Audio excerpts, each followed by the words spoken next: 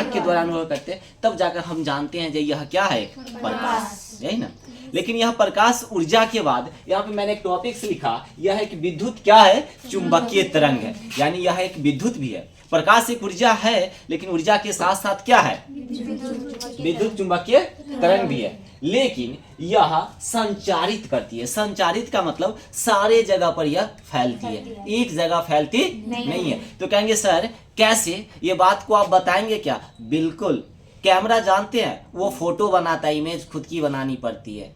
Image कभी camera बनाता है क्या? नहीं सर। तो सूर्य प्रकाश एक ऊर्जा के साथ साथ उन्हें क्या बनाया, विद्युत चुंबकीय तरंग। ऊर्जा के साथ साथ उन्हें क्या बनाया, विद्युत चुंबकीय तरंग, और विद्युत चुंबकीय तरंग के साथ साथ उन्हें क्या कर दिया, संचारित रूप से। संचारित के मतलब सारे जगह, एक जगह, क्लियर। का तरंगदैर्घ्य है क्या? तो हाँ है। प्रकाश के सबसे न्यूनतम तरंगदैर्घ्य यानी सबसे कम शुरुआती तरंगदैर्घ्य कितना है, 3900 एंगो, 3900 एंगो, और अधिकतम तरंगदैर्घ्य कितना है, एंगो के बीच, न्यूनतम और अधिकतम। अब बात करेंगे सन 1637 में एक ऐसे वैज्ञानिक था जिसका नाम था दकार्ते। वैज्ञानिक के नाम क्या था, दकार्ते नामक वैज्ञानिक ने, दकार्ते नामक वैज्ञानिक ने, जो फ्रांस के रहने वाले थे। कहाँ के रहने वाले थे?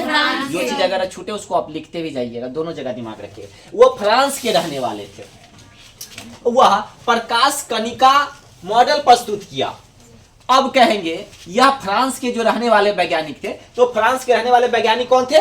दकार्ते। कौन थे? दकार्ते। यह कहाँ के रहने वाले थे? फ्रांस के रहने वाले थे। इन्हें क्या किया, क्या चीज का खोज किया मालूम है? प्रकाश कणिका की। ध्यान से सुनिएगा, प्रकाश कणिका की खोज कौन किया था? दकार्ते। ध्यान से सुनिएगा, प्रकाश कणिका की खोज कौन किया था? दकार्ते। दकार्ते ने किसका खोज किया था? कणिका का। क्या चीज का? कणिका का। तो सूर्य प्रकाश जैसे ही आता है ना, तो उसको छोटा छोटा सूक्ष्म जीव होता है कि नहीं होता है, प्रभाव पड़ता है या नहीं पड़ता है, उसका खोज किया था। कौन? दकार्ते। फिर ध्यान से सुनिए, दकार्ते नामक वैज्ञानिक ने किसका खोज किया? कणिका का। कणिका का खोज किसने किया? दकार्ते, है ना। अब कणिका का खोज दकार्ते नामक वैज्ञानिक ने स्नेल नियम का भी खोज किया। कौन नियम का? स्नेल नियम का भी प्रतिपादन किया। उसके बारे में किसने? दकार्ते ने। अब कहेंगे स्नेल नियम है क्या सर? तो साइन आई बटे साइन आपतन कोण बराबर, आपतन कोण कितना डिग्री का, परावर्तन कोण कितना डिग्री का, आपतन कोण को साइन आई आपतित किया, परावर्तित किया ना, और एंगल साइन आई, यही होता है ना। अब देखिएगा स्नेल नियम का भी स्ट्रक्चर किसने बनाया? दकार्ते नामक वैज्ञानिक ने। किसने बनाया? कोई दिक्कत? चलिए, भी खत्म हो गया। जो यूनिक लगे उसको लिख लीजिएगा। अब चलाइए फिर यहाँ से एकदम देखिए ध्यान से। 1678 में एक ऐसे वैज्ञानिक थे जो भौतिक, डच भौतिक यानी बहुत विद्वान थे, भौतिक विज्ञान के बहुत महान व्यक्ति थे। डच भौतिक विद्वान ने क्रिस्टियन हाइगेंस यानी हाइगेंस नामक वैज्ञानिक ने प्रकाश के तरंग सिद्धांत का खोज किया।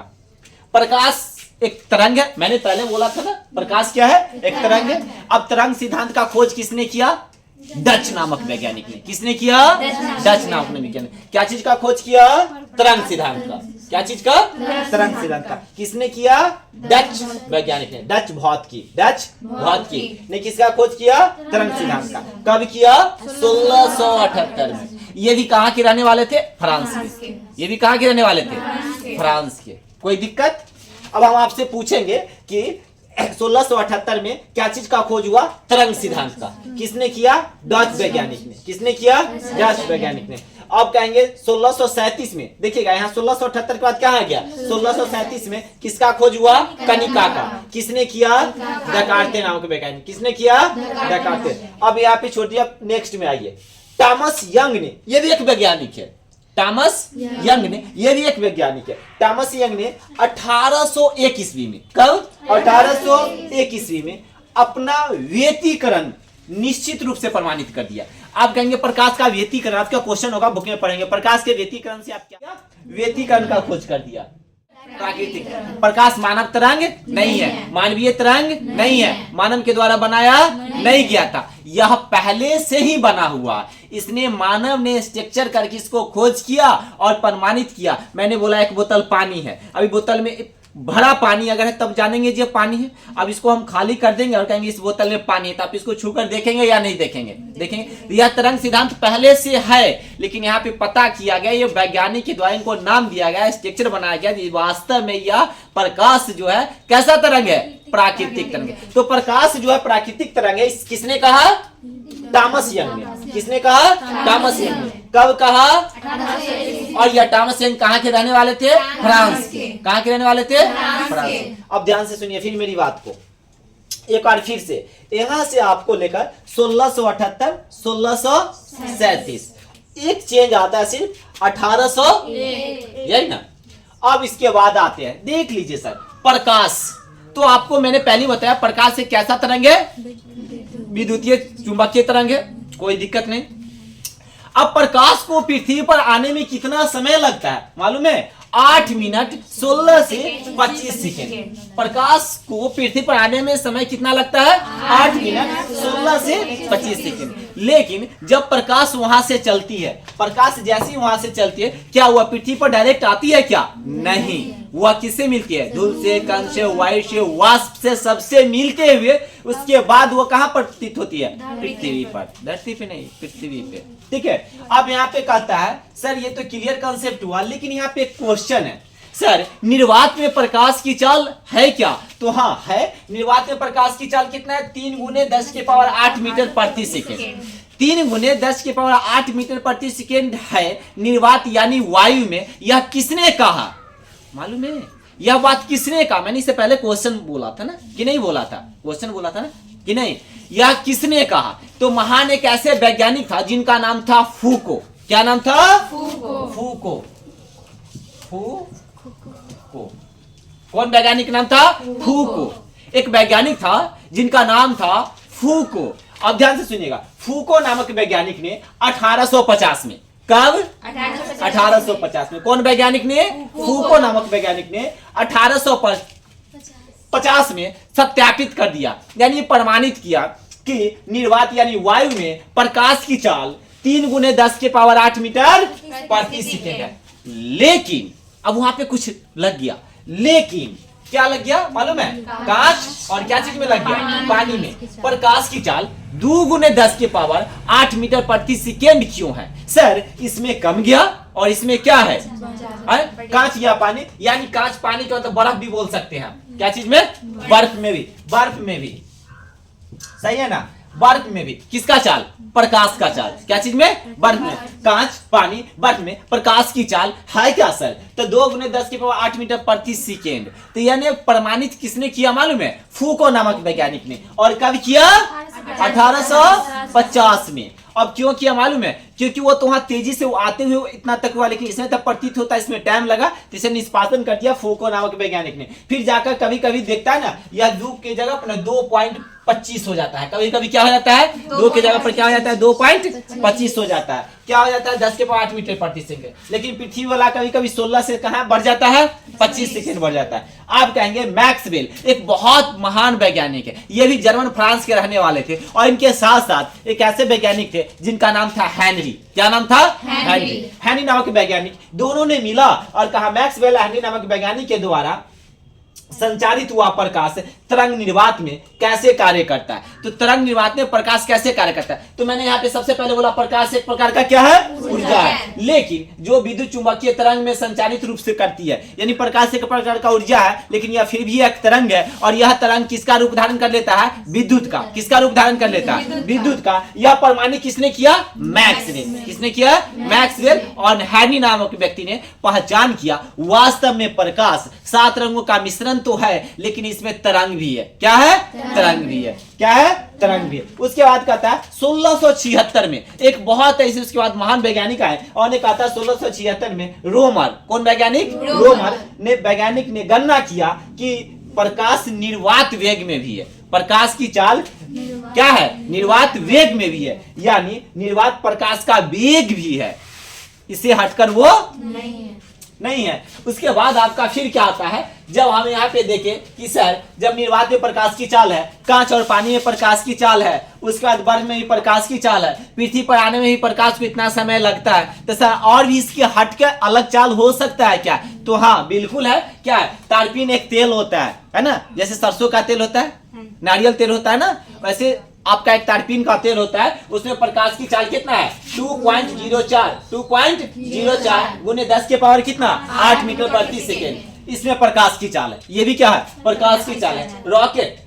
रॉक सॉल्ट यह एक प्रकार का नमक है, यह समुद्री तट पर प्राप्त होता है। उसमें प्रकाश की चाल कितना है 1.96 गुने 10 के पावर 8 मीटर प्रति सेकंड। अब नायलॉन एक कपड़ा भी है, एक ऐसे पदार्थ होता है, समुद्री में आप जाकर देखेंगे तो मछली मारने के क्रम में जाल में भी उसका कार्य किया जाता है। उसमें प्रकाश की परछाई की चाल रोकता है उसका, तो उसमें प्रकाश की चाल है क्या? तो सबसे इतना कम आता है इसमें देखिएगा 1.96 गुने 10 के पावर कितना है 8 मीटर प्रति सेकंड। नायलॉन का भी इतना ही है। अब उसके बाद कहेंगे यहाँ पे सर समुद्र में प्रकाश प्रवेश करते हैं क्या? समुद्र के पानी कल के देखिएगा, कभी गर्मी के समय आप चलाकर कल को ऐसे चला के देखिएगा तो बहुत देर बाद जाकर ठंडा पानी निकलता है। नल को चालू कीजिएगा तो पानी टाइम से नहीं लगेगा। कुआं के पानी भी देखिएगा तो हल्का से गर्म रहेगा। तालाब या पोखर के पानी देखिएगा जाके तो कहिएगा बहुत अभी गर्म है। लेकिन वहां पे क्या होता है, बहुत वास्तव में कम पदार्थ माने कम सतह है, नीचे के जो गहराई है बहुत कम है, लेकिन सूर्य प्रकाश के तापमान जो है ना वो अंदर तक प्रवेश कर जाते